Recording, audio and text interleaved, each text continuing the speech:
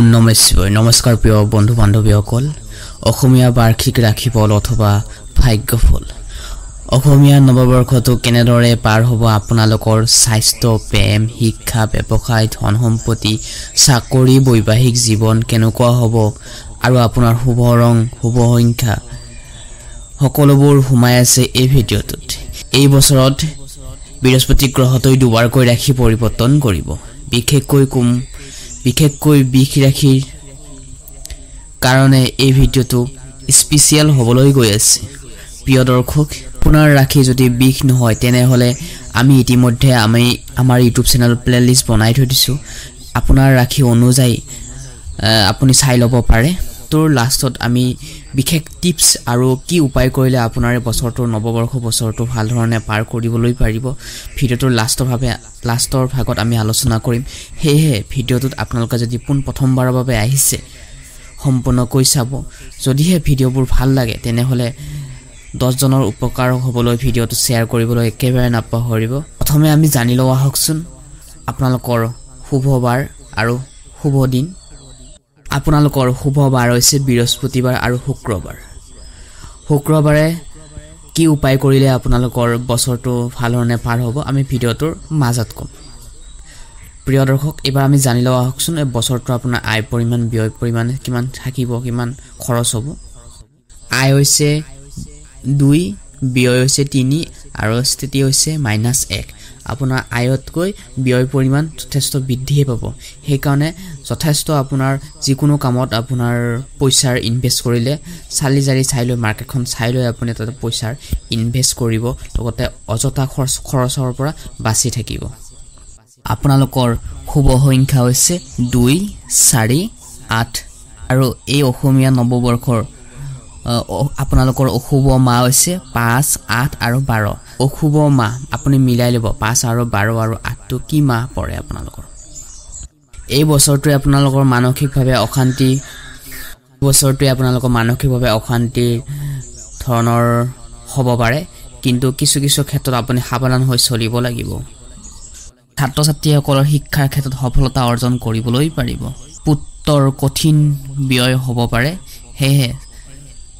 স্থিৰ স্বাস্থ্য ভালে থাকিব আপোনাৰ ওয়াইফৰ স্বাস্থ্য ভাল থাকিব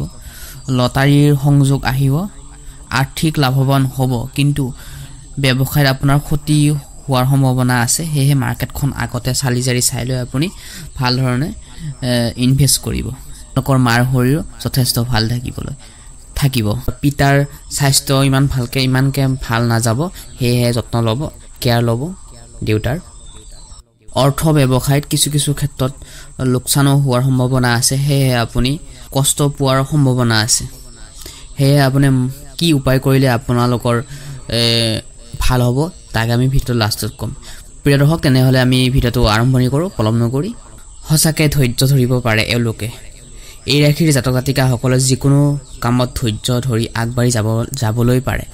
বৃষ ৰাশিৰ লোকসকল সঁচাকৈ এওঁলোক বহুতেই সহানুভূতিশীল হয় এই বছৰৰ বৃষ ৰাশিৰ ধন ভাণ্ডাৰ কিছু ব্যয়ৰ পাছত হঠাৎ এক বৃহৎ লাভৰ দুৱাৰ মুকলি হ'ব জুন জুলাই বহুতো আয় এওঁলোকৰ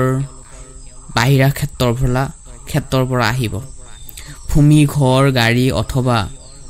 গহনা কিনাৰ সুযোগ আহিব এওঁলোকৰ নৱেম্বৰ ডিচেম্বৰ মাহত ধন লাভৰ সম্ভাৱনা আছে বৃহস্পতি গ্ৰহৰ কৃপাত এওঁলোকৰ আয় পৰিমাণ নৱেম্বৰৰ পৰা বৃদ্ধি হ'ব কৰ্ম আৰু ব্যৱসায়ৰ ক্ষেত্ৰত নতুন বছৰৰ গ্ৰহ আৰু নক্ষত্ৰৰ স্থিতি অনুসৰি চাকৰি বিচাৰি থকা বৃষ ৰাশিৰ লোকসকলৰ বাবে মে মাহটো অত্যন্ত শুভ হ'বলৈ গৈ আছে যাৰ নিজৰ ব্যৱসায় আছে তেওঁলোকৰ জুলাই আৰু আগষ্টৰ মাহত এটা ডাঙৰ সফলতা লাভ কৰিবলৈ পাৰিব কিন্তু আপুনি বিজনেছ পাৰ্টনাৰজন বিশ্বাসযোগ্য ল'বলৈ একেবাৰে নাপাহৰিব দৰ্শক এবাৰ আমি জানি লওঁ আহকচোন ছাত্ৰ ছাত্ৰীসকলৰ কেনেধৰণে পাৰ হ'ব যুৱক যুৱতীসকলৰ বাবে মাৰ্চৰ পৰা জুলাইৰ পৰা প্ৰতিযোগিতামূলক পৰীক্ষাৰ বাবে সময় উচ্চাৰ পথ মুকলি হ'ব উচ্চ শিক্ষা তথা বিদেশ শিক্ষাৰ গ্ৰহণ থকা লোকসকলৰ অক্টোবৰ মাহত সুযোগ আহিব নতুনকৈ সংসাৰৰ আৰু ভালপোৱাৰ লাভ চিপৰ ক্ষেত্ৰত যুৱক যুৱতীসকলে এই বছৰৰ সম্পৰ্ক আগতকৈ মজবুত হোৱাৰ সম্ভাৱনা আছে দাম্পত্য জীৱনৰ কিছুদিন মনোমিলনৰ অশান্তিৰ ভাৱ আহিব পাৰে আগষ্টৰ পাছত কিন্তু সকলো উন্নতি হ'ব পাৰিব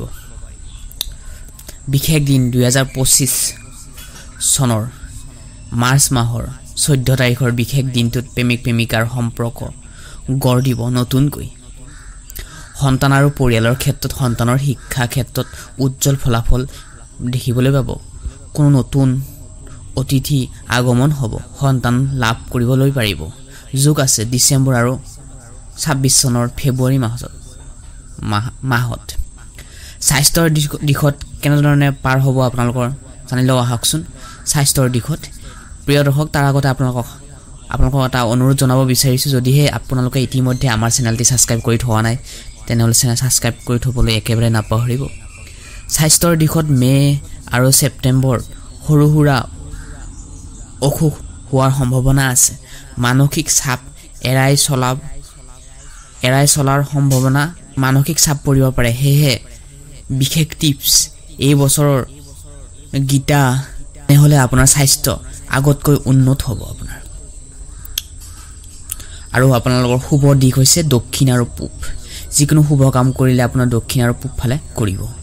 ভ্ৰমণৰ যোগ এই বছৰৰ আপোনাৰ ভ্ৰমণৰ যোগ আছে নৱেম্বৰ মাহত পৰিয়ালৰ সৈতে দীঘল ভ্ৰমণ কৰিব পাৰে কামৰ খতিৰে বিদেশৰ ভ্ৰমণৰ সম্ভাৱনা 2026 চনৰ জানুৱাৰী মাহৰ ভিতৰত হ'ব পাৰে আত্মীয় কথা অতি বিশ্বাস নকৰিব যিসকল আপোনাৰ নিজৰ আত্মীয় মানুহ আছে তেওঁলোকৰ কিছু ক্ষেত্ৰত আপোনাৰ লোকৰ প্ৰতিটো কথাতে আপোনালোকে বিশ্বাস কৰি নলব অধিক লোন লোৱাটো পৰা বাচি থাকিবলৈ চেষ্টা কৰক বিশেষকৈ 2025 আৰু 26 বছৰটো এক নৱ জ্যোতিষীৰে উত্তীত হ'ব 2020 বাবে 2025-26 বৰ্ষটো আপোনাৰ ধৈৰ্য আৰু সাহসে আপোনাৰ আগবঢ়াই সকলো ক্ষেত্ৰতে শুভ হওক এই নতুন অসমীয়া বছৰটো আপোনালোকৰ পৰিয়াল সকলোৰে মংগল হওক যদিহে ভিডিওটো ভাল লাগিলে লাইক শেয়াৰ লগতে সাবস্ক্ৰাইব কৰি থবলৈ একেবাৰে নাপাহৰিব আৰু আপোনাৰ ৰাশিৰ বিষয়ে জানিবলৈ কমেন্ট বক্সত